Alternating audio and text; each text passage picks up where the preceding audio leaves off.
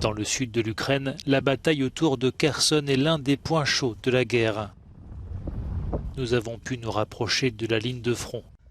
Nous découvrons village après village les ravages des combats.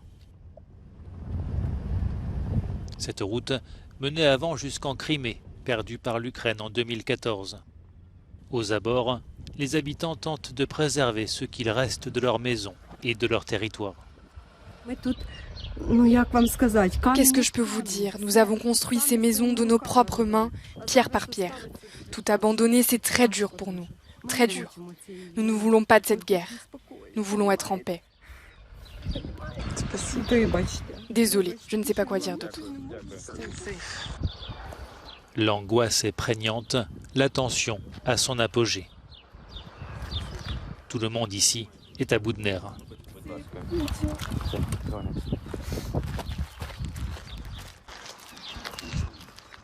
Nous devons poursuivre notre route sans tarder, car les bombardements sont fréquents et visent de manière indiscriminée. Des soldats nous montrent une école qui a été frappée par un bombardement.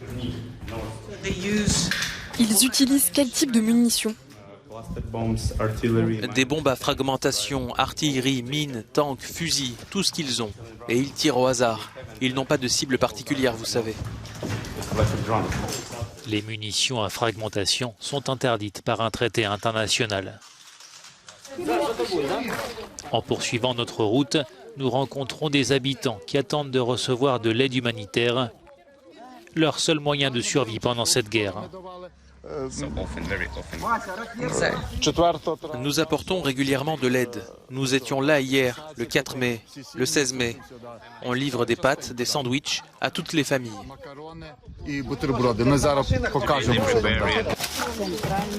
Andrei risque sa vie pour que ces hommes et femmes puissent survivre à la guerre. Il nous montre l'impact d'une balle dans la vitre de sa camionnette.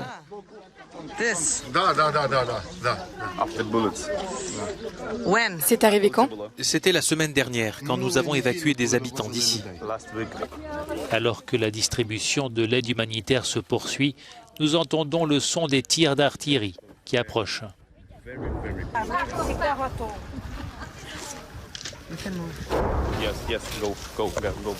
Il faut partir.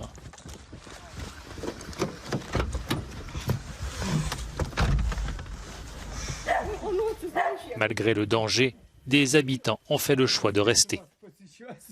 Nous sommes un peuple confiant et têtu. Nous allons attendre qu'ils s'en aillent. C'est ma maison, je ne veux pas leur donner. Lyubna et son mari Léonide passent les nuits dans l'obscurité de leur sous-sol, au milieu des piles de bocaux et des légumes récoltés. Il peut faire froid, mais on se sent en sécurité. Et surtout, on est chez nous.